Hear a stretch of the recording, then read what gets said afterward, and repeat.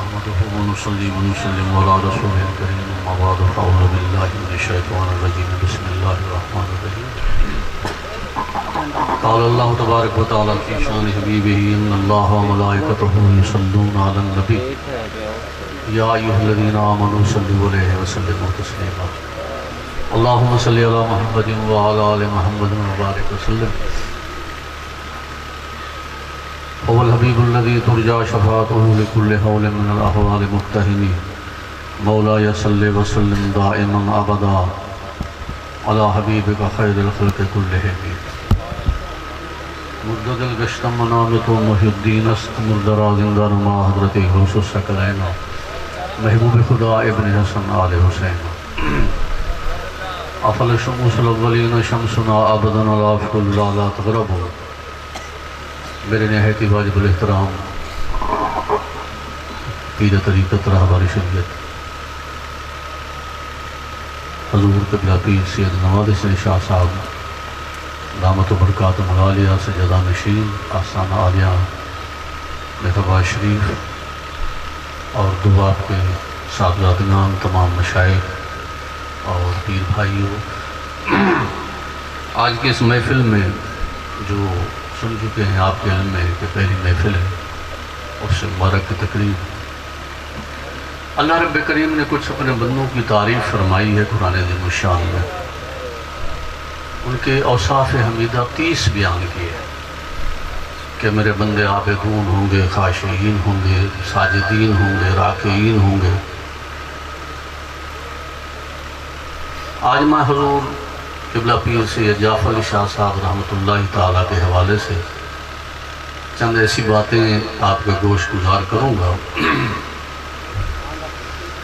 हमारे मशाइख़ घोड़ा शरीफ और आस्ताना आलिया मेहराबा शरीफ का ये तरीक़ रहा है कि ये लोग नफ़ी ज़ात के कायल हैं। नफ़ी ज़ात ये कि बहुत बड़े बड़े मकाम मर्तबे के हामिल होंगे, सब कुछ कर बैठेंगे और चुप करके ऐसे बैठेंगे जैसे कुछ किया ही नहीं है। जैसा कि आज के जदीद दौर में आप देखते हैं कि मज़हब को भी जिद्दत ने अपने पेवंदकारियाँ लगा दी और यहाँ का ये मिजाज नहीं था और ना है। हज़ूर पीर सैयद जाफ़र अली शाह साहब रहमतुल्लाहि ताला अलैह, जैसे कि मोहतरम फैज़ इमाम ने कहा, देरीना साथी नहीं, मैं उनका देरीना गुलाम हूँ। साथी में बराबरी होती है और गुलामी में बराबरी नहीं होती। आपकी ज़ात पाक बहुत बड़ी इल्मी दो शख्सियत थी। पीर सैयद जाफ़र अली शाह साहब ने सन 2017 में एक किताब लिखी ख़त्म नबूवत के हवाले से 1.5-2 लाख रुपया खर्चा किया और उसको फ़ी सबीलिल्लाह आस्ताना आलिया घोड़ा शरीफ पर आपने तकसीम की। और ख़त्म नबूवत के मिशन में जो ये फ़कीर काम कर रहा है, अगर आपको अर्ज़ करूँ तो मरकज़ी किरदार जो मेरे सर पर था हाथ, वो पीर जाफ़र अली शाह साहब रहमतुल्लाहि ताला अलैह का था। और उनके विसाल के बाद जैसे कहते हैं ना, कमर ही टूट गई है। हकीकत कमर ही, मेरी तो कमर ही टूट गई। आपने हजूर आला आप बताएं दर्द दिल कितना है। मक्का मुकरमा में थे, आपने मुझे और मोहसिन सिंह साहब थे। ख़त्म नबूवत के सिलसिले में पीर जाफ़र अली शाह साहब रहमतुल्लाह अलैह ने, ये वो गोशे हैं जो आपसे दूर हैं, गाड़ी मंगवाई सुबह हमें और हमारे पीर भाई काका इस्लाम जो वो भी साथ थे। उम्मुल कुरा यूनिवर्सिटी गए, ख़त्म नबूवत के हवाले से काफ़ी बातें चली। आखिर पीर जाफ़र अली शाह साहब रहमतुल्लाह अलैह ने जब सारा हाल अहवाल भी, अरब वाले तो मुकम्मल तौर पर नाबलद हैं इन चीज़ों से कि मिर्ज़ा कादियानी या मिर्ज़ायत कौन सा फितना है, इनको तो पता नहीं। ये फितना तो हिंदुस्तान का और पंजाब का है।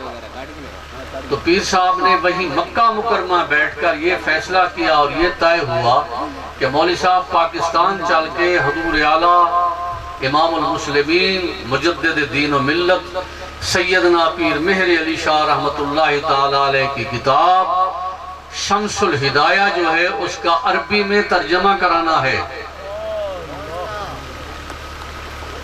आप सिर्फ पीर जाफर अली शाह साहब को पीर के अंगर से देखते हैं। अब आप देखें उनकी वो सोच कि ये फितने का रद्द आलमी लेवल पर किया जाए,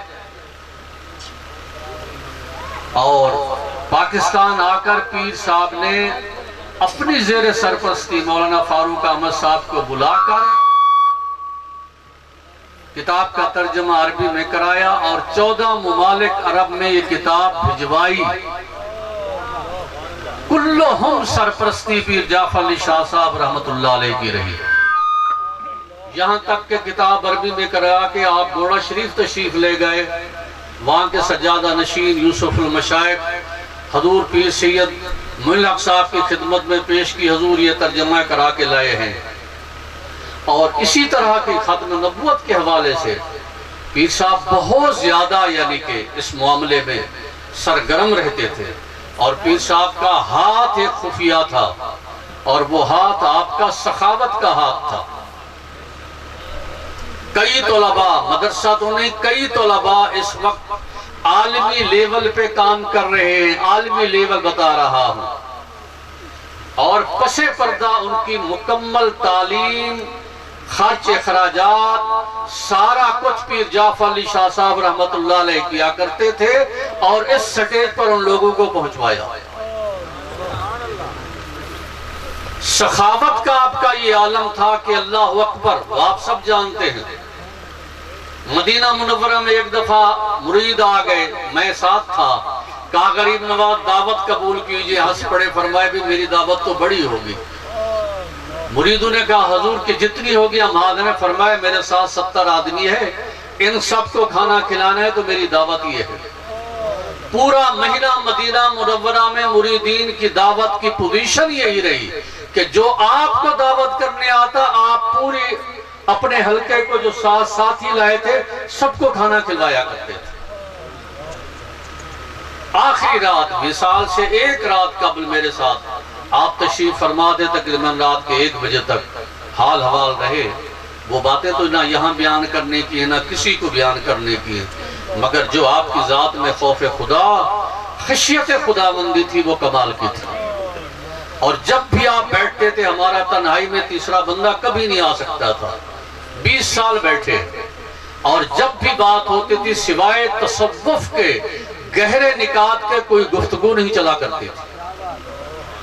और खशियत खुदाबंदी का ये आलम होता कि पीर साहब अल्लाह की बारगाह में आंसू बहाते, या अल्लाह मुझे माफ करो। हजूर सल्लल्लाहु ताला अलैहि वसल्लम की बात आए, इस बात का मैं गवाह हूं। मैं मजलिस की बात नहीं कर रहा, मुरीदीन की बात नहीं कर रहा, मैं बात कर रहा हूं 20 साल जो पीर साहब और मैं कमरे में मदरसे के बैठकर कुंडी लगाकर हमारा ये मामला रहा। हजरत गौसी आजम शाह बगदाद की निस्बत हो, या अजमेरी की हो, या फिर बाबा फरीदुद्दीन की हो, और गोड़ा शरीफ का तो कमाल इश्क था बंदे में। आप मुल्तान जा रहे हैं, फैसलाबाद जा रहे हैं, मुल्तान तशरीफ लेके जा रहे हैं, घर से ये कहा मुल्तान जा रहे हैं, रास्ते में गए, गाड़ी को सीधा चलो पहले गोरडा चलते, वहां हाजिरी दे के फिर मुल्तान आएंगे। बहरहाल आपकी जात पाक कमाल की शख्सियत थी, और ऐसे लोग वही जो मैंने शुरू में कहा, हमारे बड़े हुजूर इमामुल वासिलीन, मेरे शेख तरीकत हजूर ख्वाजा कमरुद्दीन रहमतुल्लाह ताला अलैह। एक दफा आप तशरीफ लाए पीर मुनक साहब, यहाँ आस्ताना आलिया मेहराबाद, आप पीर सैयदी फखरुद्दीन रहमतुल्लाह ताला अलैह के ताजियत के लिए, तो कमरे में मैं था, पीर कासिम शाह साहब थे, ख्वाजा निजामुद्दीन साहब थे, पीर जाफर अली शाह साहब, हम सब खड़े कमरे की सफाई कर रहे थे कि पीर साहब यहाँ आ रहे हैं। इतने में हमारे हजरत तशरीफ लाए खुद। जब आए तो दिल में खुशी थी। मैं आपको ये बता रहा हूँ कि हमारे मशाइख का मिजाज नफी जात है, मैं कुछ नहीं हूँ, सब कुछ होने के बाद मैं कुछ नहीं हूँ। जब आप मेरे हजरत तशरीफ लाए तो दिल खुश हुआ कि आज मेरे शेख की औलाद तशरीफ लाई है।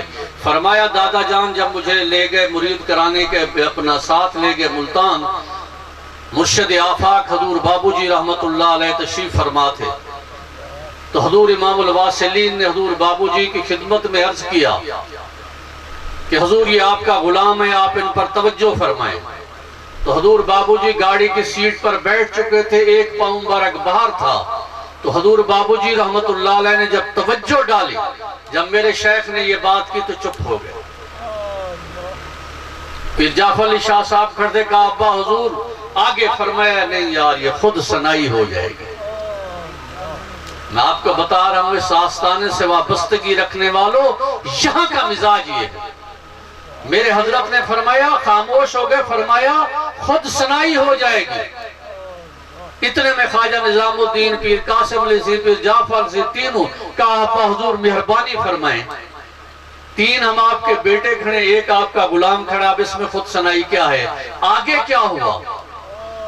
इनके पीर जाफर अली शाह साहब और तीनों साहबजादों के असरार पर मेरे हजरत ने फरमाया कि दादा हुजूर, लोग कहते थे कि दादा हुजूर फरमाया करते थे कि जब बाहुजूर बाबूजी ने तवज्जो डाली तो फिर मेरा जी नहीं चाहता था अपने पोते के चेहरे अनवर से आंख हटाने को।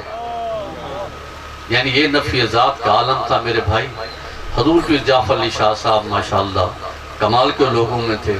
और आपके किस किस सफ़े को बयान किया जब जी ने चाहा, जिंदगी का पता नहीं, मैंने कहा चलो दो बातें मैं अर्ज कर दूं। अल्लाह रब्बे करीम उनके दर्जात बुलंद फरमाए और उनके सदके हमारे हाल पर रहमत फरमाए। मातुम